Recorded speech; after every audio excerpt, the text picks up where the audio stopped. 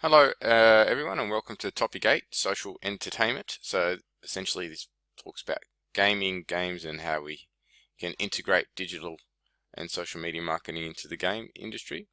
Primarily we are focused on social games, social videos, social TV, and social music. But by far and away, social gaming um, dominates this space as far as social entertainment goes. So, what are some of the learning outcomes? Learning objectives. What is social entertainment? So we'll start off with the basic definitions, and we'll look at how social media marketing can use social entertainment to meet brand objectives. Then we'll look at the characteristics of social gaming, games and gamers segments. Then we'll explore how are brands using digital video and social entertainment tactics, and in what way can marketers use social music, social video, and social TV. Now, the latter, I won't touch too much on it. Essentially, it replicates a lot of the stuff in traditional advertising. So I'm going to focus more on the games and gamers, essentially because, one, that's where most of the money is, but more importantly, that's essentially the largest segment out there, and it's actually growing. So, yeah, as we can see here, like the gaming section is actually the largest section. But why is social entertainment so powerful? Now, it comes down essentially to play, fantasy, alternate identities, frivolity. Essentially people get to not be themselves and potentially occupy traits and adopt alternate personalities, or fantasize or play in a fantasy setting, essentially enriching potentially what they don't have in their real life. So it just allows that sense of play, and play is very it's very engaging, but it's also very addictive. And some people take it extremely seriously. Then you've got casual gamers who aren't as fanatical about it. So, what is socially branded entertainment? So, when a brand creates its own vehicle of branded content in the form of games, music, or film, which is participatory and shareable via digital connections, this is branded entertainment. Marketing with social entertainment. Now, why do marketers, and particularly digital marketers and social media marketers, why are we so fascinated with the entertainment sector? Well, primarily it holds people's attention far more than a traditional TV ad. Like, you got 15, 30 seconds maybe. If you've got the budget, you've got a minute, to put an ad together or a print ad together. But gaming, because it's so immersive, just holds people's attention a lot more. And for this reason, we essentially have degrees of brand integration, right? So you got the traditional type of advertising where the within the game or in between games, an ad pops up. We've all seen these. This is very common. But the next level of integration is sponsorship. So essentially, there's there's a relationship there with the brand and the game, or the particular gaming segment. Now, this is also quite popular. You've got major brands aligning themselves with major gaming brands, and now the gaming brands themselves are so big they don't really need any external sponsorship, really. But they themselves are sponsoring, events or types of games. And then at the end, you've essentially got branded content. So this is where the brand itself actually develops a game or a gaming situation, and there's no distinguishable characteristics between the brand itself and the game. They are essentially one. They're embedded completely. We have different types of games. We've got everything from social games all the way down to social music, right? So we'll cover these in a bit of detail right now. So, what is a social game? Social games are multiplayer, competitive, goal-orientated activities with defined rules, engagement, and online connectivity amongst players. Now, as already stated, they're the largest segment, but I think it's not just the game that's at their core. It's actually the social engagement and that interactivity in an online space. Like that engagement component, that social component, is actually probably the most powerful. Probably the most powerful part of social games, actually. So it cuts through isolation, and it cuts through a lot of things to actually make it part of people's real lives, but also part of their social lives. So there's typical elements of social games include the leaderboard. So essentially, who's winning, how they're going. You got achievement badges. So these are symbols awarded to show game level achieved and shared to the community. And then you got friend list, like a buddy list, with a chat, the list of contacts really with whom one plays, and the ability to communicate within the game. So these are actually all potential marketing opportunities. Your badging can be your brand logo. Like there's opportunities to integrate the brand into every level here. So that's just important to note. So we've got game segments. So games have historically been categorized as either casual or hardcore gamers. That terminology is still used today. So casual gamers are distinguished essentially by a low barrier of entry. It's easy to play. The rules aren't too complicated. There's not too much time that's invested per game. But hardcore gamers, the games tend to be a lot more technical. They often combine multiple elements like first-person shooter with strategy and that sort of stuff. And they often take a long time to master. And some people can get it done straight away, but typically they take a lot of there's a lot of investment, personal investment, to actually achieve success in the game. Games meet all the criteria for viable market sentiments, including being substantial, reachable, and measurable. So, how do we categorize social games? So essentially, at one level, we've got the game platform. So this is essentially the hardware system in which the game is played. We've got the game consoles. These are the electronic devices that you play, so like your Wii or your Xbox or your Nintendo. And then we've got the mode. So mode refers to the way the game world is experienced. So that's the experience component. And the milieu describes the visual nature of the game, such as science fiction, fantasy, horror, or is it retro? And essentially then we break it down into genres. So we've got everything from simulation games, action games, so these can be first-person shooter or performative games. We've got role-playing games, which are extremely popular. We've got strategy games, so this is where you start to organize play, and then you kind of got puzzle games as well.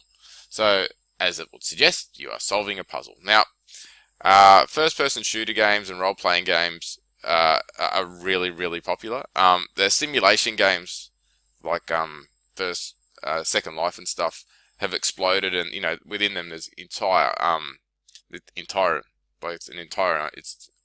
ecosystem. It's like its own economy. It's got its own rules. It's got its own everything. So, the first piece of advice that I'll probably offer is before you enter into the gaming world is really understand the unwritten rules, not just the written rules of the game. Like there's a lot of things, there's a lot of norms and accepted behaviors that you need to be aware of. That way you don't go annoying anyone or potentially,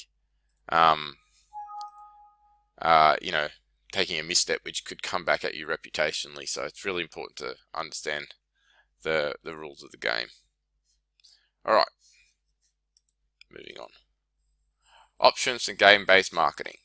So the most popular one is around game or in-game advertising. So as it would suggest, in-game advertising, this happens within the game. So essentially there's 4 types of in-game advertising. You've got, your traditional display ads. So these are just integrated into the game environment as a billboard or a movie poster or a storefront. They're not so in your face, but they are there. And then you've got static ads. So these are they're hard coded into the game and ensure that the players view the advertising. So again, a little bit more in your face. You got game ads, or sometimes they're actually called mini ads. And these are ads that launch a branded mini game. So essentially like it's a game in a game. And then you've got kind of dynamic ads, which are variables. They change based on the specific criteria that's offered. So the other type is a value exchange offer. So this is these are like a form of currency that you can brand, and the technique can be used to enhance branded in virtual goods offered by the players. So as I was saying before, like with Second Life, you can start to actually have branded currencies.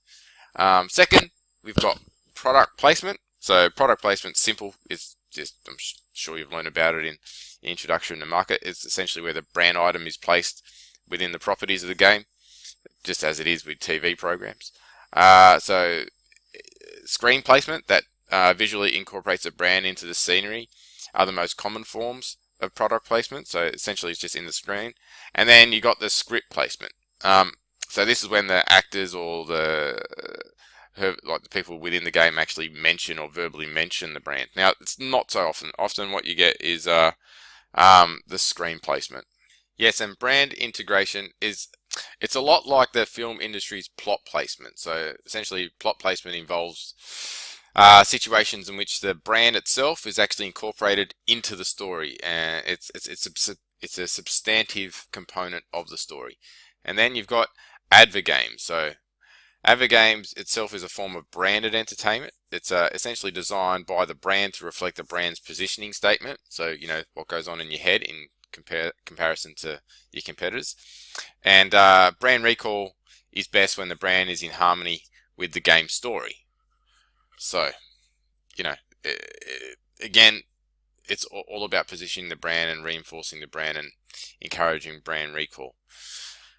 All right. Why do social games work for marketers? Now, the reason they work is gamers are open to advertising content in games. It's nothing unusual for them. You know, it's almost not expected, but it's not beyond the realm of being unusual. Brands benefit when they associate with a successful game. So obviously, it's again that association. Success breeds success. Players identify with the brand brands their characters use, increasing brand involvement. So, as I said at the very front of this topic, because they're so immersive, because they're integrated into actions, and you know they're very hedonic, the brand benefits from that because of the involvement, and it just really reinforces that involvement. So it makes that brand part of that person's life. Branding within a game story is an unobtrusive way to brand core message, so that's very powerful. And targeting to specific groups is possible. So you can, the segmentation in gaming is highly sophisticated. So if you want to target a particular segment, you know what type of games they play. You can target those games in a way that embeds into the story, and it seems normal for them. And marketers can measure a game's promotional value.